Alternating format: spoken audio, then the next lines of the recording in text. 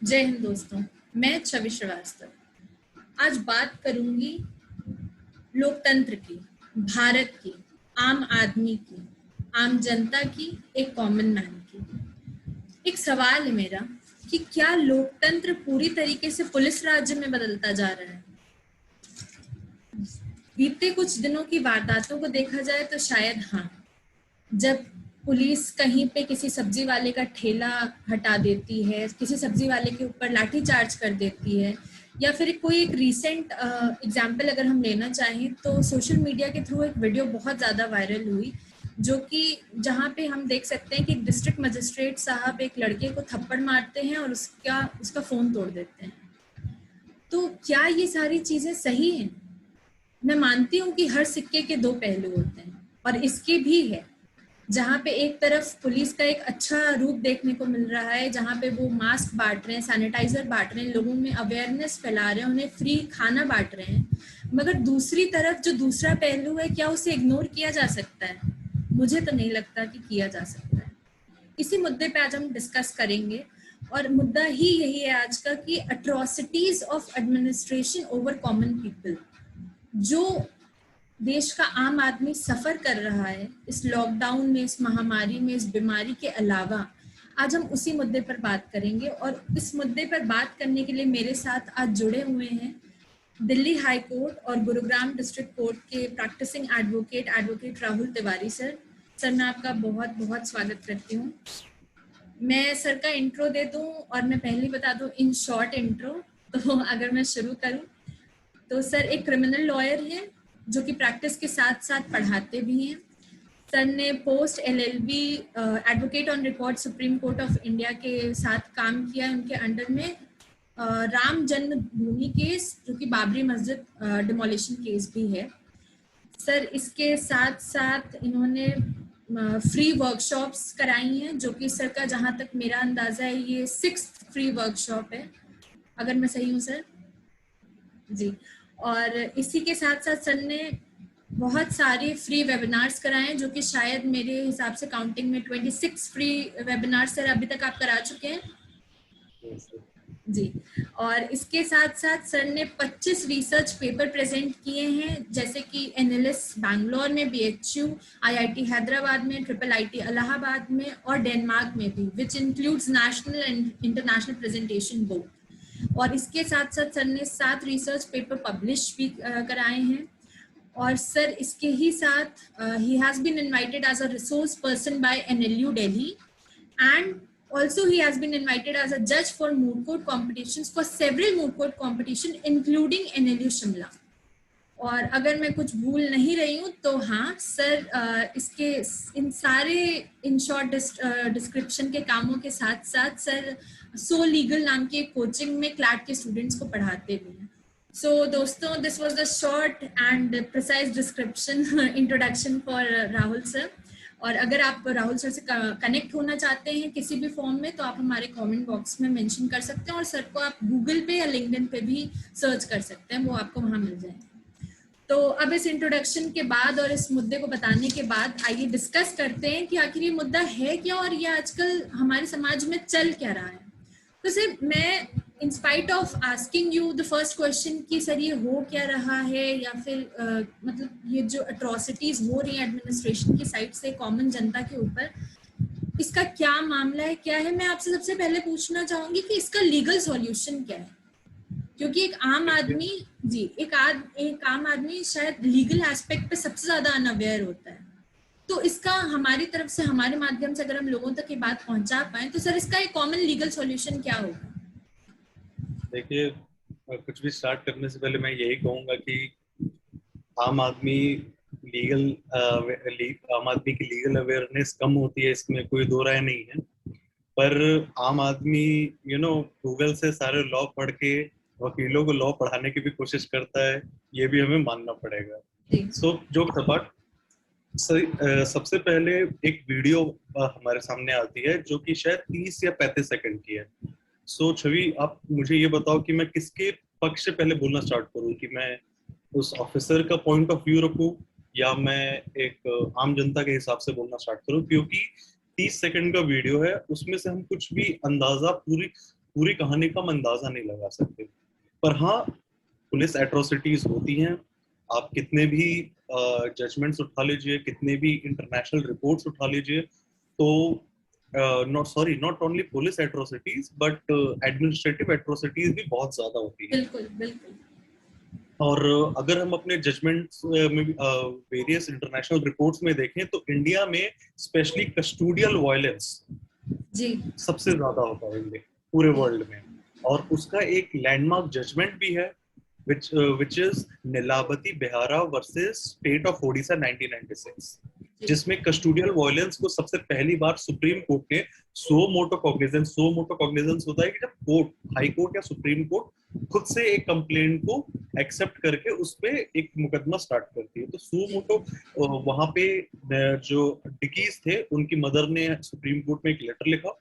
उस लेटर को उन्होंने सो मोटो कॉग्निजेंस लेके पीआईएल में कन्वर्ट कर दिया और Nilavati Behera versus state of Odisha का ये केस हुआ। रिसेंटली भी आपने देखा होगा कि सुप्रीम कोर्ट ने एक और जजमेंट में कहा कि जितने भी पुलिस लॉकअप्स भी हैं या पुलिस स्टेशंस हैं, जितने भी हैं, वहां पे सीसीटीवी कैमरा होना अनिवार्य है। तो आखिर ये सब क्यों होता है कि पावर का मिसयूज काफी ज्यादा है। और ये मिसयूज कहाँ है, क्या राइट मिलता है एक पुलिस ऑफिसर या एक जिसे हम कहते हैं सब डिविजनल मजिस्ट्रेट या एग्जीक्यूटिव मजिस्ट्रेट, जिसका वर्णन आता है सेक्शन 129 सीआरपीसी में, फिर आता है सेक्शन 144 सीआरपीसी में, वो होते हैं आईएएस ऑफिसर। और फिर rank of either sub divisional magistrate या फिर डिस्ट्रिक्ट कलेक्टर, जो कि धारा 144 को इम्पोज करते हैं सरकार को चिट्ठी लिख के, या फिर कोई भी फोर्स का यूज करते हैं अंडर सेक्शन 129 ऑफ सीआरपीसी। अगर आप पढ़ेंगे तो एग्जीक्यूटिव मजिस्ट्रेट का वर्णन है, जो कि एक आईएएस ऑफिसर होता है। और रिसेंटली हमने एक नहीं, एक्चुअली 2 केस देखे कि एक आईएएस ऑफिसर त्रिपुरा में वो शादी में चले गए, उन्होंने बंद करवाया, उन्होंने असॉल्ट किया और वहां पे उन्होंने उस असेंबली को डिस्पर्स किया जो शादी का, उसे मैं असेंबली कहूंगा जहां 2 से ज्यादा, या असेंबली में कहें कि 5 से ज्यादा लोग हैं, उसको डिस्पर्स करवाया कोविड-19 के गाइडलाइंस को फॉलो करने के लिए।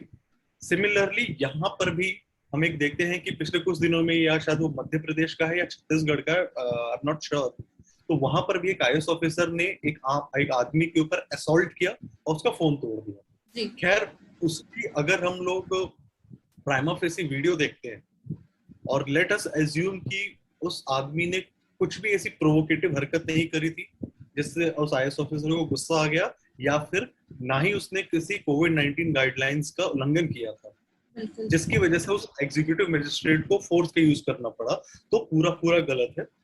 उस पे, इस केस पे 2 चीजें हो सकती हैं कि या तो वो उस आईएएस ऑफिसर के सीनियर को कंप्लेन करे और जो उसका फोन तोड़ा है उसके कंपनसेशन की डिमांड करे, या फिर सेक्शन 351, सेक्शन 352 जो कि असॉल्ट की बात करती है इंडियन पीनल कोड, उसके तहत मुकदमा करे। साथ साथ अगर उसे चोट आई है, उसके ऊपर अगर फोर्स अननेसेसरी यूज हुआ है तो ये हर्ट है। तो इसमें आप ये नहीं देखते हैं कि एक ऑफिसर है, ऑफिसर के पास तो राइट होता है फोर्स यूज करने का, नहीं। ऑफिसर फोर्स, अगर आप सेक्शन 129 सीआरपीसी पढ़ते हैं या फिर पुलिस ऑफिसर्स के लिए जो सेक्शन 149 सीआरपीसी पढ़ते हैं, एग्जीक्यूटिव मजिस्ट्रेट के लिए सेक्शन 129 सीआरपीसी, पुलिस ऑफिसर्स के लिए 149 सीआरपीसी, प्रिवेंटिव एक्शंस की बात की जाती है। तो जब एक ऑफिसर को ऑन ड्यूटी ऐसा लगता है कि किसी की लाइफ खतरे में पड़ सकती है, कुछ लॉ एंड ऑर्डर की सिचुएशंस पैदा हो सकते हैं, या फिर कहीं पे लॉ का उल्लंघन हो रहा है, जिसके लिए वो जज से, उसे रोकने के लिए, जिसके लिए वो जज से जज से वारंट नहीं इशू करवा सकता, उसके पास उतना समय नहीं है, तो उस मौके पे एक एग्जीक्यूटिव मजिस्ट्रेट या फिर एक पुलिस ऑफिसर फोर्स का इस्तेमाल कर सकते हैं, only if it is necessary. But आपको लगता है कि ये जो अभी केस हुआ है, जिस वीडियो के बारे में हम बात कर रहे हैं, आपको लगता है वहां पे ये फोर्स यूज करना नेसेसरी था? और सिर्फ ये सारी वीडियो और आपकी बातें सुन के भी, देखिए एक 30 सेकंड के वीडियो पे कुछ भी अनुमान लगा लेना, जैसा कि मैंने कहा कि गलत है। अगर हम उससे प्राइमा फेसी मान के चलते हैं तो गलत है, लेकिन हमें 30 सेकंड के वीडियो के पीछे की कहानी नहीं पता है। मैं मानती क्योंकि हूँ। अगर आप उस वीडियो, मैं उस ऑफिसर के किसी भी हरकत को नहीं कर रहा हूँ, एट एनी कॉस्ट उसे हाथ नहीं उठाना चाहिए था, फोन कतई नहीं तोड़ना था, और ये सब असॉल्ट की कैटेगरी में आता है। फोन यही तोड़ना तो यही मुद्दा मेरा भी है कि मैं आपकी सर बात से बिल्कुल अग्री करती हूँ कि हम उस सिर्फ 30 सेकंड के वीडियो पे पूरे इंसिडेंट को जज नहीं कर सकते हैं।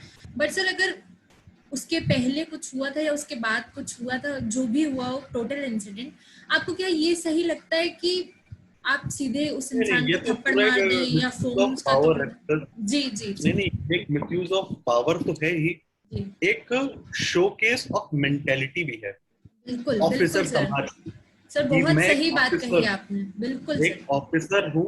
और अगर आप बेसिकली इनके शब्दों के अर्थ समझिए, जो इंस्पेक्टर होता है उसका अर्थ क्या है कि he has to just inspect a matter. जो सुपरिटेंडेंट ऑफ पुलिस होते हैं, जिसको आईपीएस ऑफिसर, जो जिनको जी जो जी पूरे डिस्ट्रिक्ट का law and order check control करते हैं, उनका उनका नाम उनका अगर आप फुल फॉर्म देखें तो it is superintendent, means they have to just supervise the inspectors. True.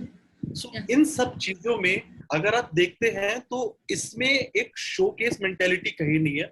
लेकिन मैं यस इस चीज को जरूर कहूंगा कि एक हमारे समाज की एक परेशानी भी है कि हम एक जो ऑफिसर होता है उसको एक एक जरूरत से ज्यादा एक हाई पेडेस्टल पे रखते हैं कि एक ऑफिसर है, ये है, जबकि he is just an officer to serve you, he is not an officer to rule you, true. but unfortunately we have to accept कि वो उसका उल्टा आता है। Sir, I agree with अब all of your points and I would like to appreciate on this thing कि आपने एक बहुत इन डेप्थ कॉन्सेप्ट यहाँ पे उठाया जो कि है साइकोलॉजी, जो मेंटल स्टेट है, जो इंसान सोचता है, जो वो प्रेजेंट करता है, because this is the psychology in society की। यही थिंकिंग है, यही मेंटालिटी मैं कहूंगी है कि if you are an officer you could showcase it in a certain way. वो आपका प्रेफरेंशियल वे होता है, वेदर आप उसको शो ऑफ की कैटेगरी से दिखाते हो या फिर अपनी ड्यूटीज को निभाते हुए दिखाते हो। और सर बिल्कुल ये चीज सही है, लेकिन ये सब कुछ देख के, और मैं उस 30 सेकंड को नहीं जज कर रही हूँ, बट फिर भी मेरा एक इन जनरल क्वेश्चन है आपसे कि सारे इंसिडेंट्स देख के आपको ऐसा नहीं लगता है कि जो हमारे रक्षक हैं शायद वो ही कहीं ना कहीं भक्षक बन चुके हैं? और जब ऐसी कोई घटना सामने आती है तो आम आदमी आखिर न्याय के लिए, अगर यही ऐसे ही चलता रहा तो आम आदमी न्याय के लिए जाएगा कहाँ? हम देखिए, मैं फिर से ये कहूंगा कि मैं कभी भी एक पक्ष को लेकर नहीं बोल सकता, मैं मानती हूँ। ठीक है। ये मेंटेलिटी है, मैंने आपको एक्सप्लेन किया, और मैंने आपको ये भी एक्सप्लेन किया कि ये मेंटेलिटी क्यों है। जी इसके दो पहलू हो सकते हैं कि वो ऑफिसर, बिकॉज जो ये ऑफिसर्स होते हैं जो ग्राउंड लेवल पे जिनको काम ज्यादा होता है, जैसे आपके डिस्ट्रिक्ट कलेक्टर्स हैं, सुपरिटेंडेंट ऑफ पुलिस हैं, या फिर सुप्री एसपी रैंक से जितने भी नीचे के ऑफिसर्स हैं, चाहे जी आपके एसएचओ हो या एसआई हो या एएसआई हो, ठीक है, जी या फिर हवलदार होते हैं, तो इनके ऊपर इनकी ड्यूटी 24/7 होती है। तो पहला पक्ष एक ये भी है कि हो सकता है कि वो ऑफिसर, बिकॉज वो, अगर आप उस वीडियो को गौर से देखिए तो वो ऑफिसर उस आदमी को काफी टाइम से अवॉइड करने की कोशिश कर रहा था। हो सकता है कि वो ना सुनना चाह रहा हो सकता है कि वो अपनी एक औहदे की व्हाट शुड वी से कि अपने औहदे के घमंड में था कि मैं क्यों सुनूं, दोनों हो सकते हैं। लेकिन जब वो कंटिन्यूअसली उसके पास आया, हो सकता है कि वो उसके एक्शन से वो प्रवोक हो गया, बिकॉज हमें पीछे की कहानी नहीं पता। हो सकता है कि ऑफिसर ने उसको समझा दिया हो सकता है कि उसने बार बार समझने की कोशिश करी हो, बार बार सर एक बार फिर से समझा दीजिए, शायद इस बात पे वो भड़क गया हो, ठीक है। बट अल्टीमेटली ये प्रजातंत्र है, प्रजा मालिक है, आप ऑफिसर हैं, और जैसा कि मैंने कहा, you are an officer to serve, not to rule. बिल्कुल तो जहां पे जब तक वो ऑफिसर उसकी बातों को अवॉइड कर रहा था, इररिस्पेक्टिव ऑफ द रीजन, हमें पीछे की कहानी नहीं पता, जी इररिस्पेक्टिव ऑफ द रीजन, हमें क्योंकि हमें पीछे की कहानी नहीं पता, तो वहां तक उस ऑफिसर के पास पूरा पूरा डिफेंस है, ठीक है। हो सकता है कि वो थोड़ा सा डिस्टेंस मेंटेन करने की कोशिश कर रहा हो, अगर आप उन सब पहलुओं को भी देखिए। लेकिन जहां पे उस ऑफिसर ने गुस्सा अपना संयम खोकर उस आदमी पे, जो कि अनआर्म्ड था, जी, पहली बात उसके वो अनआर्म्ड था, द की अगर पॉइंट्स वीडियो को ट्रू। ही देखते हैं कि बस अनआर्म्ड, वो जब ऑफिसर ने उसके ऊपर पहली बार फोर्स का इस्तेमाल किया, उसने रिटेलिएट नहीं किया। जी, वो चाहता तो अपने सेल्फ डिफेंस पे उस ऑफिसर पे हाथ उठा सकता था, बस उसने नहीं बिल्कुल। उठाया। He went into a state of shock, उसे खुद समझ नहीं आ रहा था कि हो क्या रहा है। सो दैट पर्सन वाज, उस पर्सन में डेंजर का कोई स्कोप नहीं था। तो जैसे ही आप ऐसे अनआर्म्ड आदमी के ऊपर फोर्स का इस्तेमाल करते हैं, तो वहां पे जाहिर हो जाती है कि आपने, आपके पास, आप फोर्स का इस्तेमाल करना चाहते थे, आपके पास वो इंटेंशन था और आपको वो नॉलेज थी, और उसके बाद कि जिसे हम कहते हैं मेंस रिया, आपकी इंटेंशन थी, और उसके बाद एक्टस रियस, आपने वो एक्ट किया। जी, तो वहां पे ये ऑफिसर इन सब का दायरा खत्म हो जाता है। फिर वहां पे इंडियन पीनल कोड की बात आती है कि एक इंसान है जिसने नॉलेज होते हुए, इंटेंशन होते हुए असॉल्ट का यूज किया, सेक्शन 351 आईपीसी, जी, और उस असॉल्ट से सामने वाले को हर्ट हुआ, सिंपल हर्ट, सेक्शन 319 आईपीसी। बिल्कुल तो सर। सर उस बट मामले में एक चीज और, जैसे कि आप दोनों एस्पेक्ट्स की बात कर रहे हैं, तो सर एक मेरी पर्सनल क्वेरी भी अराइज होती है कि आपने बोला कि हाँ वो वहाँ गलत हो गया जहाँ पे उन्होंने फोर्स यूज कर दिया, जहाँ पे उन्होंने अपना संयम खो दिया। बट सर आपको ऐसा नहीं लगता कि उन्होंने अपनी पावर का एम्पलीफिकेशन तब कर दिया जब उन्होंने अपनी जो भी उनके कांस्टेबल थे या उनके जो भी जूनियर सबऑर्डिनेट थे उनको जब उन्होंने बोला, उसमें क्लियरली ये चीज आई है कि मारो, जब उसने लाठी से यस, मारा, तो उस पे आपका क्या कमेंट होगा? जी, यस, वो पूरा पूरा गलत है, उस चीज का कोई भी डिफेंस भी नहीं है। क्योंकि मैंने आपसे क्या कहा कि जब उस ऑफिसर ने पहली बार फोर्स का यूज किया, उसके बाद उसका फोन तोड़ा, सेकंड, तीसरा, जब उसने तीसरे तक भी उस आदमी ने रिटेलिएट नहीं किया, वो जी, चाहता तो अपने बचाव में हाथ उठा सकता था, जी, उसने आदमी ने कुछ नहीं किया। वो उल्टा एकदम शॉक में आ गया था कि अरे क्या हुआ। और तीसरी चीज, जब उस ऑफिसर ने अपने उस हवलदार को या जितने भी वहां कमांडोज थे उनको बोला इसे मारो, जी, तो इन तीनों चीज का कोई डिफेंस अवेलेबल ही नहीं। बिल्कुल सर। मैं आपके पॉइंट के साथ एग्री करती हूँ। और सर इसके साथ मेरा एक और सवाल उठता है, वो ये है कि मुझे जहां तक लगता है कि ये अब्यूज ऑफ पावर का भी केस है, क्योंकि सर आप ये बताइएगा, जैसे कि पावर, हमने एक ये पावर अब का ही का ही केस है। केस है जी। और इसके साथ जो एक वाइड कॉन्सेप्ट की हमने इसके पहले बात करी थी, psychology of society and psychology of that person, sir उसके साथ साथ अगर मुझे ऐसा लगता है कि बीइंग द सुपरिटेंडेंट, और जब आप एक सुपीरियर पोजीशन पे होते हैं, इट हैपेंस एवरीवेयर कि जो रास्ता आप अपने जूनियर्स को दिखाएंगे वो ही जूनियर्स फॉलो करेंगे in most of the cases. तो आपको बिल्कुल, ऐसा नहीं लगता कि in spite of showing your juniors the path कि हाँ तुम इसको मार सकते हो just because you are powerful? एकदम फर्मली जी, अगर बोल देता हूँ आदमी को जाने के लिए, जी, जी, तो जैसा मैंने कहा, एक साइकोलॉजी भी है कि एक इंसान ऑफिसर्स को या मिनिस्टर्स को बहुत ही हाई पेडेस्टल पे रख के उनकी बहुत रिस्पेक्टफुली देखता है। तो वो इंसान, मुझे नहीं लगता कि to the best of my knowledge, क्योंकि मैं तो उस इंसान को जान नहीं रहा हूँ कि उसका जी, कैसा नेचर है, क्या है, तो मुझे नहीं लगता कि वो इंसान उस ऑफिसर को फिर से परस्यू करता या कुछ और बात करने की कोशिश करता, वो चुपचाप वहां बिल्कुल, से चला जाता। बिल्कुल। क्योंकि इस अगर ऑफिसर इंसिडेंट का जो, फर्मली बोल रहा है। जी, इस इंसिडेंट्स का जो फर्दर कंटिन्यूएशन हुआ है, जहां पे उन्होंने ऑर्डर दिया, जहां पे ऑर्डर दे के उन्होंने ये अपने पावर को एम्पलीफाई कर दिया कि मारो इसको, तो मुझे नहीं लगता कि कहीं पे भी उस चीज की, उस ऑर्डर की, या उस इंसिडेंट को आगे बढ़ाने की, उसका ऐसा फॉलो अप करने की जरूरत थी। वो मैटर मुझे लगता है वो वहीं पे खत्म हो सकता था जी, अगर फिर भी उसको बढ़ाया गया। तो खैर ये तो सर एक इंसिडेंट था जो हमारे सामने जस्ट थ्रू सोशल मीडिया जो रिकॉर्ड हो गया और वो हमारे सामने है।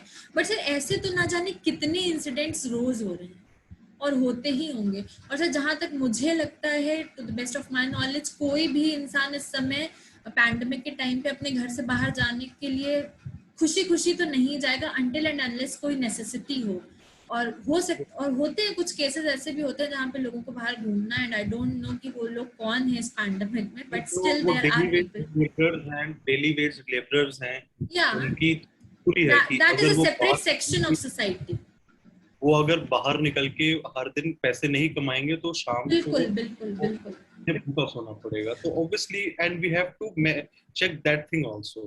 सर यही मेरी यहीं पे नेक्स्ट क्वेरी आ रही थी, वो यही थी कि उन लोगों का क्या जिनको रोज बाहर निकलना है, क्योंकि उनकी जॉब ही हैंड टू माउथ है, वो कमाएंगे नहीं तो खाएंगे क्या।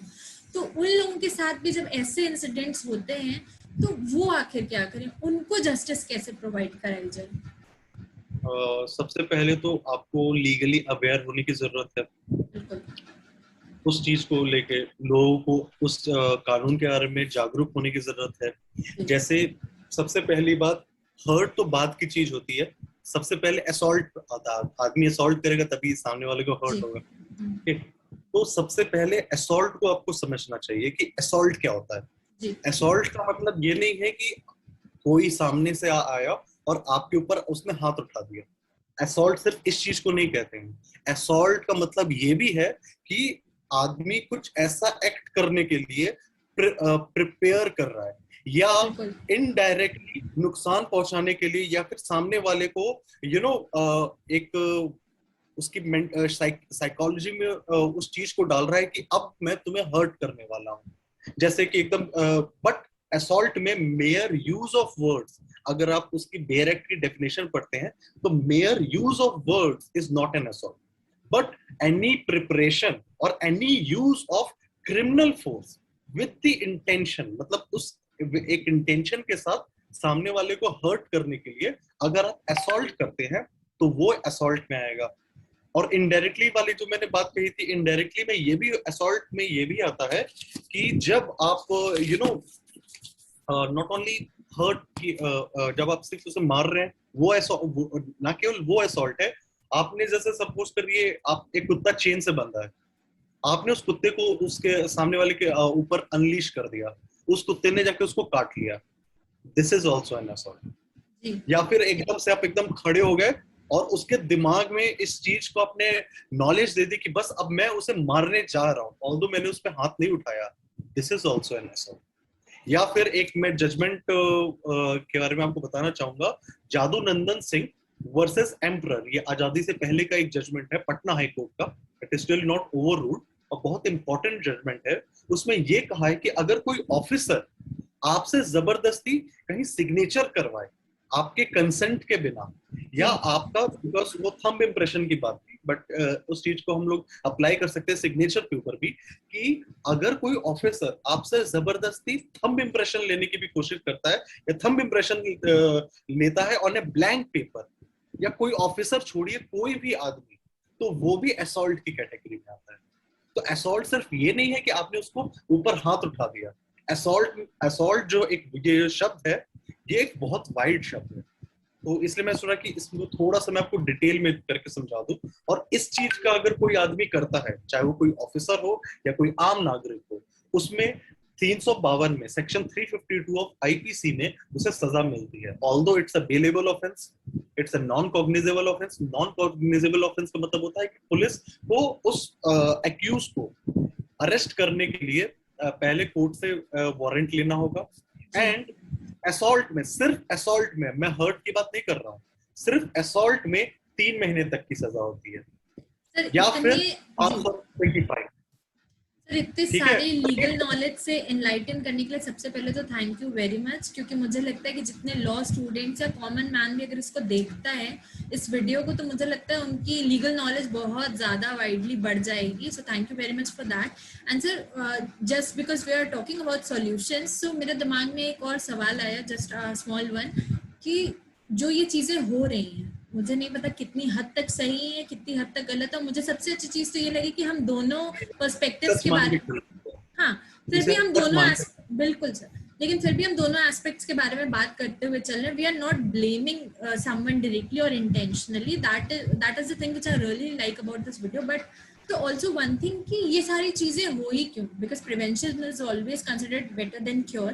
तो हमारी गवर्नमेंट की साइड से या फिर हमारी एडमिनिस्ट्रेशन की साइड से ऐसी क्या चीजें, ऐसे क्या सॉल्यूशंस दिया जा सकता है, ऐसे क्या प्रिवेंटिव मेजर्स लिए जा सकते हैं कि बात यहाँ तक पहुंचे ही ना। चीज है कि जिसकी आप बात कर रही हैं कि ये चीजें ऐसी हुई क्यों, तो बिल्कुल। सबसे पहले मैं आपको लग रहा होगा कि मैं ऑफिसर्स की साइड ज्यादा लड़, बट कैसे नहीं, नहीं नहीं सर, मैं खुद एक डिफेंस लॉयर हूँ। दैट इज द ठीक है, रीजन व्हाई आई मेंशन कि आई really like this part of the video कि हमने दोनों हमें एस्पेक्ट्स पे बात करी है।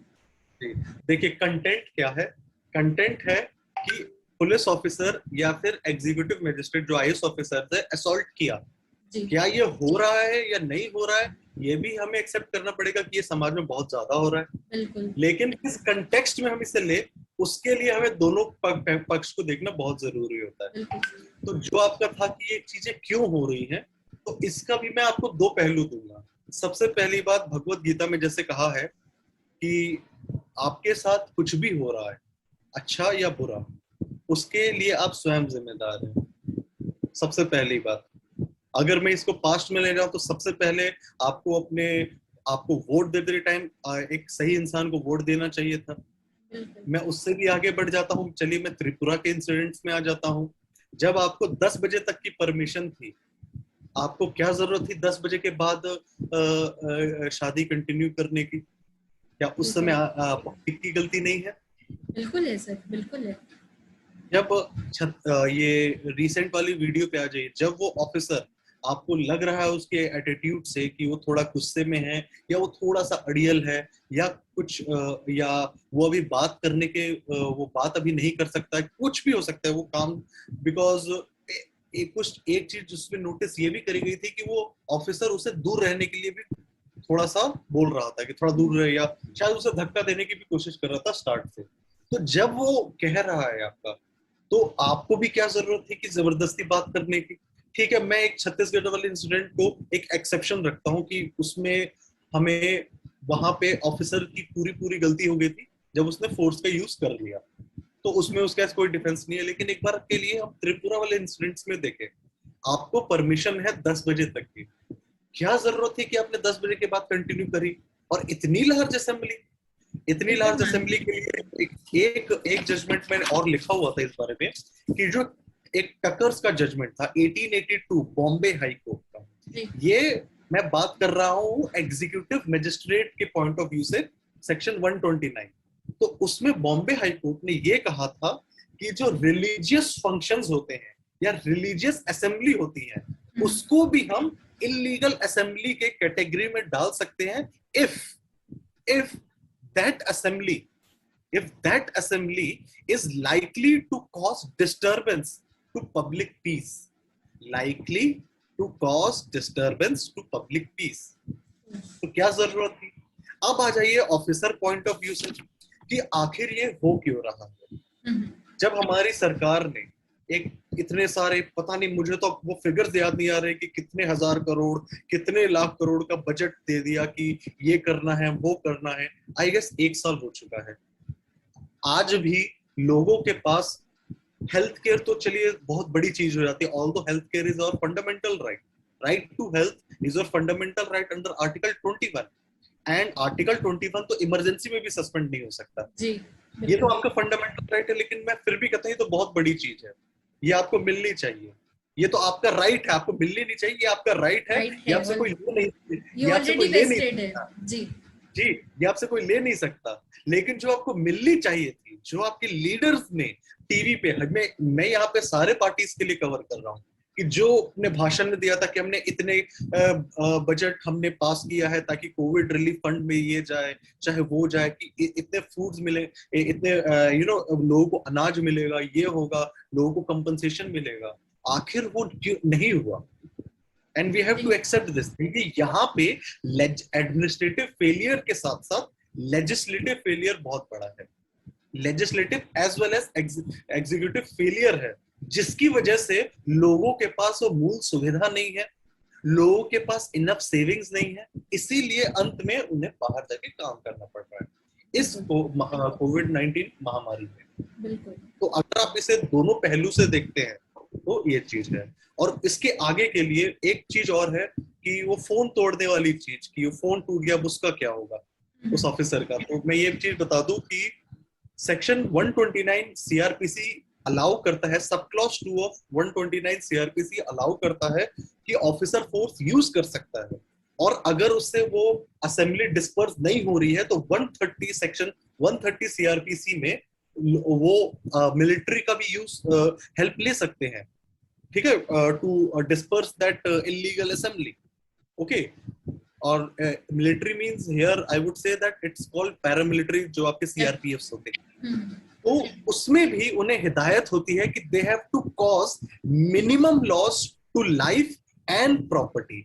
तो जो उसका फोन टूटा था वो उसकी प्रॉपर्टी थी, तो आपने उसकी प्रॉपर्टी डैमेज करी। और इस केस में कर्नाटक हाई कोर्ट का एक जजमेंट है, state of Karnataka versus P बेलिया, उसमें ये कहा था कि इन सच सिचुएशन जब ऑफिसर अपनी पावर का यूज करते हैं अंडर सेक्शन 129 सब क्लॉज 2 में, और उस दौरान अगर कुछ प्रॉपर्टी का लॉस होता है किसी इंडिविजुअल का, तो उस ऑफिसर को या उस डिपार्टमेंट को उस लॉस के लिए उन्हें कंपनसेशन देना होगा। तो ये भी एक चीज है कि बस एक ऑफिसर ने आपका फोन तोड़ दिया तो आप उसके खिलाफ हर्ट का मुकदमा, voluntary causing hurt 321, hurt 319 and assault 351 and 352 के तहत मुकदमा तो कर सकते हैं। पर साथ साथ जो आपका नुकसान हुआ है, क्योंकि ये यहाँ पे सीआरपीसी का प्रोविजन बड़ा हो जाता है कि यहाँ पे नॉट ओनली आपको आपके लिए एक क्रिमिनल ट्रायल चल रहा है, बट ऑल्सो यहाँ पे आप कंपनसेशन भी डिमांड कर सकते हैं। तो कहीं ना कहीं आपने मेरे आने वाले सवाल का जवाब दे दिया है, और मुझे लगता है लोगों को ये चीज समझ आ गई, क्योंकि मैं यही पूछना ही चाह रही थी कि जब हम मेंटालिटी और थिंकिंग और माइंडसेट की बात कर रहे थे, तो कहीं ना कहीं सर आप भी मुझसे एग्री करेंगे कि ये माइंडसेट होता है कि जब भाई सामने तुम्हारे एक आईएएस ऑफिसर खड़ा है जिसने तुम्हारे पे असॉल्ट किया, बट फिर भी शायद पलट के एक आम इंसान की हिम्मत ना पड़े कि उसके अगेंस्ट हम क्या कर सकते हैं।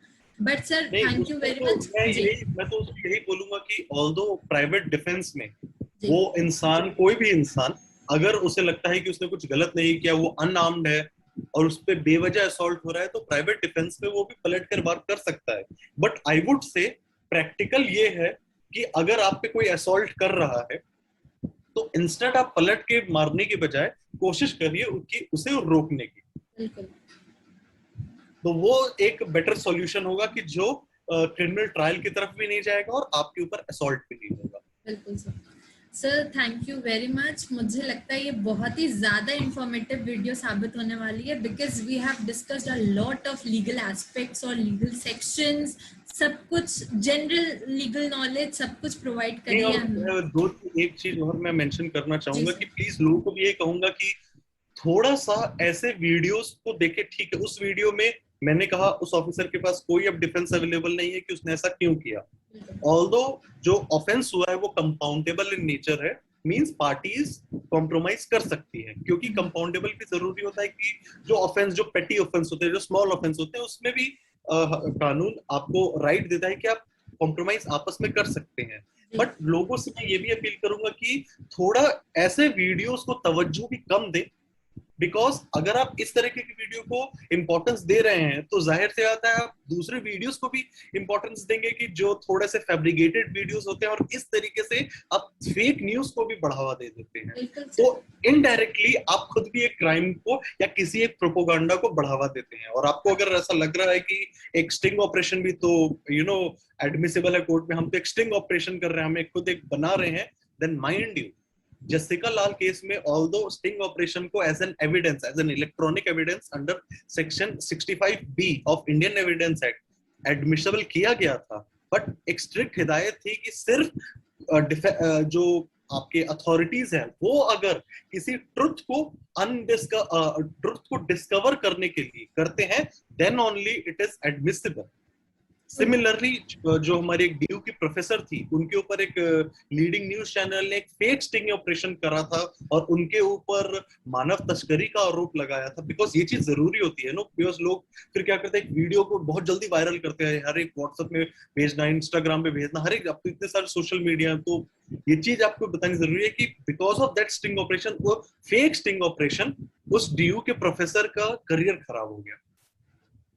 सर तो बहुत ये बहुत अच्छा मैसेज दिया है आपने, ये सारे मैं इंसिडेंट्स के थ्रू। जजमेंट भी बता दूं, 2008 का जजमेंट है, suo motu into its motion, judgment का नाम था into its motion by Delhi high court, जिसमें दिल्ली हाई कोर्ट ने सुओ मोटो कॉग्निजेंस लिया था regarding sting operation, regarding that DU professor against that leading news channel, और उसमें बताया था कि स्टिंग ऑपरेशन, पहली बात इलेक्ट्रॉनिक एविडेंस है, सेकेंडरी एविडेंस होते हैं electronic evidence, not primary evidence, plus sting operations जो ऐसे होते हैं उनके बहुत ज्यादा हाई टेम्परिंग की चांस होती है, वो टेम्पर्ड बहुत जल्दी हो सकते हैं, आप उसमें वॉइस मॉड्यूलेट कर सकते हैं कि जैसे मैंने अभी कहा कि 2+2 is 4, लेकिन आपने मेरे वॉइस मॉड्यूलेटर यूज करके बोल दिया कि राहुल ने कहा कि ये फलाना पॉलिटिशियन बहुत घटिया आदमी है, जबकि मैंने तो कहा था 2+2 is 4।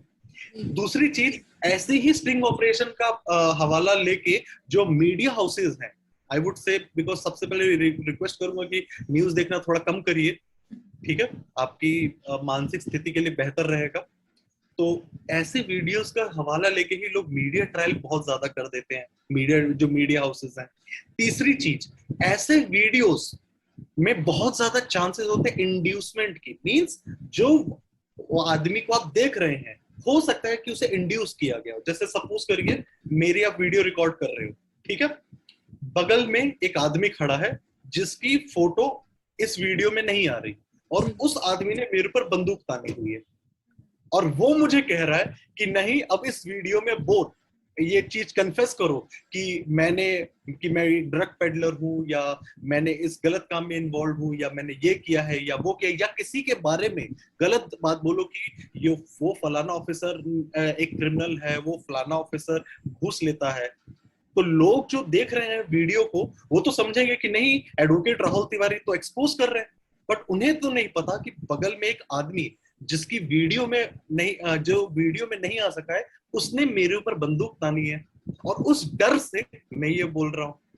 पर्दे के पीछे का सच अवॉइड करने के लिए, इसीलिए प्लीज थोड़ा सा ये वीडियोस को खुद भी अवॉइड करें, नियम का पालन करें, खुद लॉ के दायरे में रहें, जैसा मैं कहता हूं हर जगह कि be on the right side of the law, and yes, अगर आपके साथ कुछ गलत होता है तो प्लीज स्ट्रिक्ट एक्शन लीजिए उसके लिए, मैं उस चीज में भी मना नहीं कर रहा हूँ, बट गलती आपकी नहीं होनी चाहिए आपकी तरफ से, और जब आपकी तरफ से गलती नहीं है उसके बाद आपके खिलाफ कोई ऑफेंस होता है तो बिल्कुल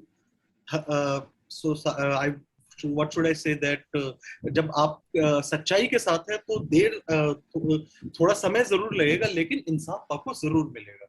इन शॉर्ट, कोई भी फेक न्यूज वीडियो को इतना ज्यादा प्रमोट मत करिए, और ना उससे खुद इतना ज्यादा इन्फ्लुएंस होइए। बिल्कुल सर, बिल्कुल सही बात कही आपने। सर मैं फिर से थैंक यू बोलूंगी आपको, आपने सच में हमारे व्यूअर्स को, जो भी ये वीडियो देखेगा उसको बहुत सारी लीगल इन्फॉर्मेशन और वो बहुत सारी अवेयरनेस मिलेगी। And thank you very much sir for connecting with us, अपना समय देने के लिए बहुत बहुत धन्यवाद। और अगर बाकी आप लोग ऐसी इन्फॉर्मेटिव वीडियोस और देखना चाहते हैं तो प्लीज हमारे साथ बने रहिएगा, and we'll see you soon, and thank you very much sir, thank you once again. Okay, जय हिंद।